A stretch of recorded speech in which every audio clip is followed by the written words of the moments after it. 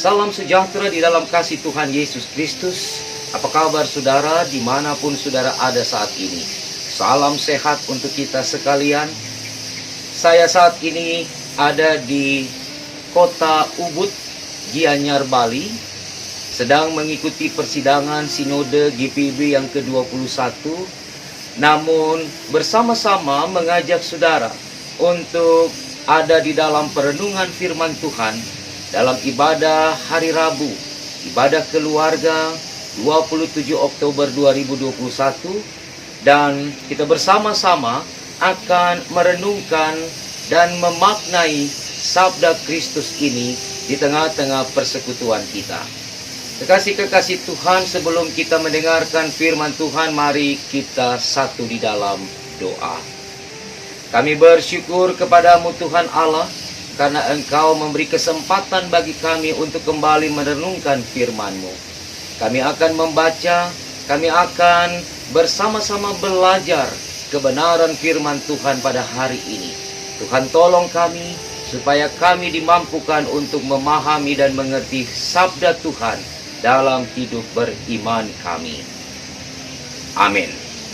Saudara-saudaraku jemaat yang diberkati Tuhan Yesus Kristus, pembacaan Alkitab pada hari ini terambil dari kitab Keluaran pasal 16 ayat 25 hingga ayat yang ke-31 yang menyatakan, "Selanjutnya kata Musa, makanlah itu pada hari ini, sebab hari ini adalah Sabat untuk Tuhan.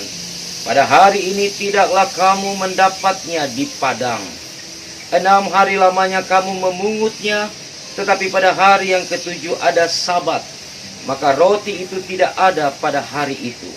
Tetapi ketika pada hari ke-7 ada dari bangsa itu yang keluar memungutnya, tidaklah mereka mendapatnya. Sebab itu Tuhan berfirman kepada Musa, berapa lama lagi kamu menolak mengikuti segala perintahku dan hukumku? Perhatikanlah, Tuhan telah memberikan sabda itu kepadamu. Itulah sebabnya pada hari ke-6 Ia memberikan kepadamu roti untuk 2 hari. Tinggallah kamu di tempatmu masing-masing. Seorang pun tidak boleh keluar dari tempatnya pada hari ke-7 itu. Lalu beristirahatlah bangsa itu pada hari ke-7. Umat Israel menyebutkan namanya Mana. Warnanya putih seperti ketumbar dan rasanya seperti rasa kue madu. Demikianlah bacaan firman Tuhan bagi kita bersama. Dan pujilah Tuhan Yesus. Haleluya.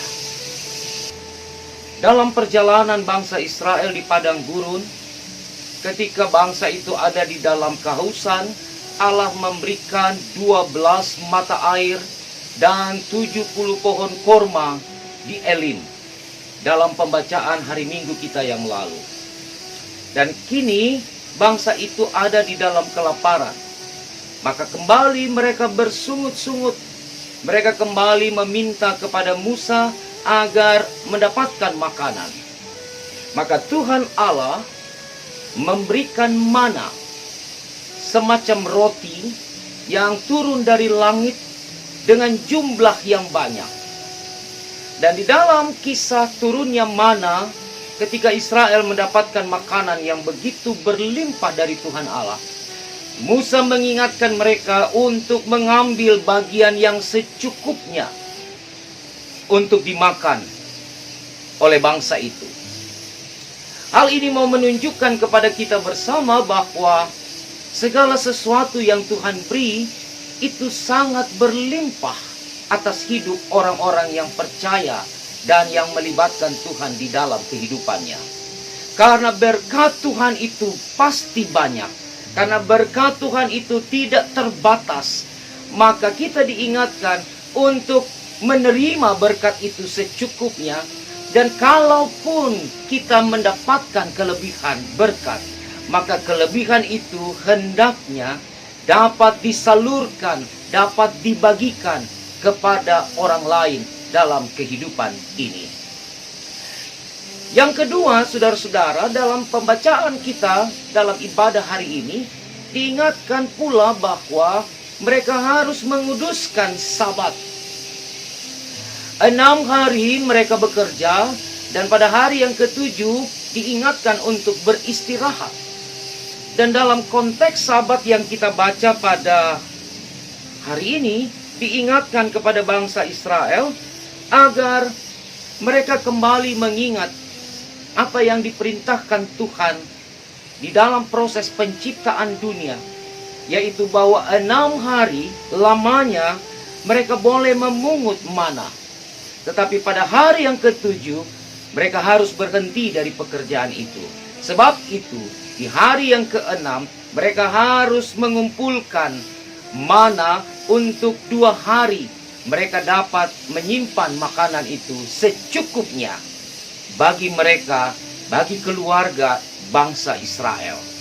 Kekasih-kekasih Tuhan yang diberkati, yang ketiga, dalam peristiwa ini juga diingatkan bahwa Tuhan masih kembali mengkritik Israel yang terus-menerus tidak dapat memberikan hatinya kepada Tuhan Allah, yang dalam keberadaan mereka tidak meyakini kuasa Tuhan, kendati pun selalu Tuhan berulang-ulang melakukan segala hal yang spektakuler bagi bangsa ini.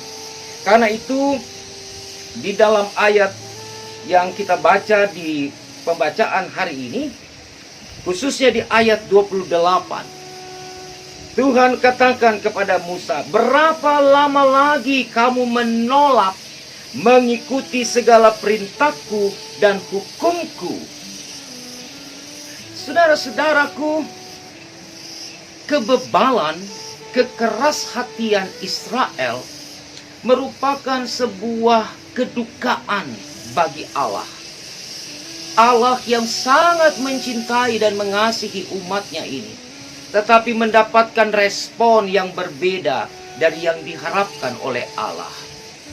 Allah yang memberikan berkat-berkat yang berkelimpahan bagi umatnya ini, tetapi sedikit pun Israel tidak dapat menghargai perbuatan Allah di dalam kehidupan mereka. Tuhan Allah menuntut dan meminta ketaatan, kesetiaan dari umatnya, agar mereka dapat menjadi bangsa yang memiliki ciri, bangsa yang memiliki kewibawaan Allah, karena Allah yang berkuasa itu selalu memberikan yang terbaik bagi umatnya. Karena itu diingatkan kepada Israel hari ini, juga kepada saudara dan saya sebagai umat Tuhan, agar kita dapat benar-benar menjaga ketaatan iman dan hati kita hanya kepada Tuhan Allah. Ketaatan bisa timbul, ketaatan bisa lahir, ketaatan bisa berlaku dalam kehidupan setiap orang ketika ia memiliki relasi dan ia memiliki ikatan yang begitu kuat dengan Tuhan ataupun dengan sesamanya.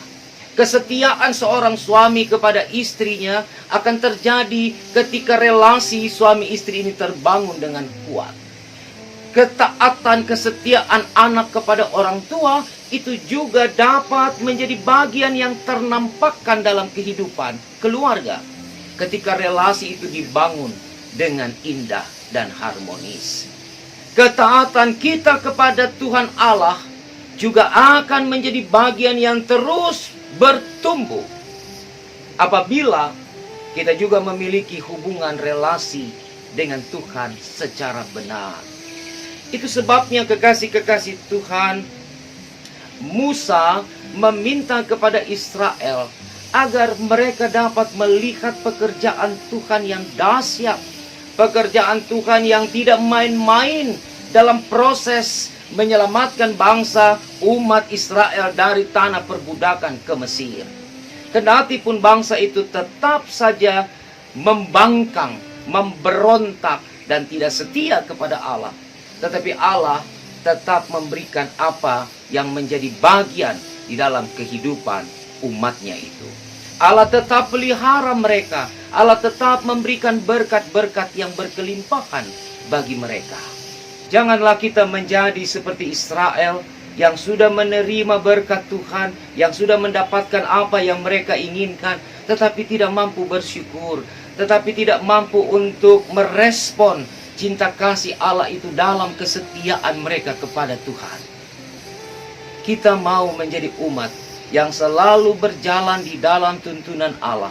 Kita mau menjadi umat yang selalu mengapresiasi perbuatan Tuhan dengan syukur dalam hidup ini. Kita mau menjadi gereja yang selalu menampakkan dan menunjukkan tanda-tanda kehadiran Allah di tengah-tengah hidup dan pelayanan kita sebagai gereja Tuhan. Saudaraku, mari tetap bersemangat menjalani hidup meskipun ada dalam kesulitan. Mari terus menunjukkan dan memperlihatkan bahwa kita bukan orang-orang yang ada di dalam kesusahan-kesusahan dan kesulitan-kesulitan hidup.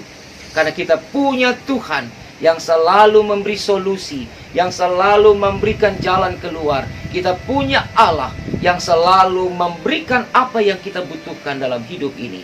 Dan percayalah, ketika saya dan saudara ada dalam ketaatan, maka kehidupan kita akan terus ada di dalam berkat-berkat yang berkelimpahan. Tuhan Yesus memberkati saudara dimanapun saudara ada. Biarlah kita menjadi gereja yang terus melangkah dengan iman. Dan mari kita doakan agar persidangan Sinode GPIB ke-21 ini dapat mengambil banyak keputusan-keputusan gerejawi yang indah dan yang baik untuk membangun persekutuan gereja Tuhan di 326 jemaat. Tuhan Yesus memberkati. Amin.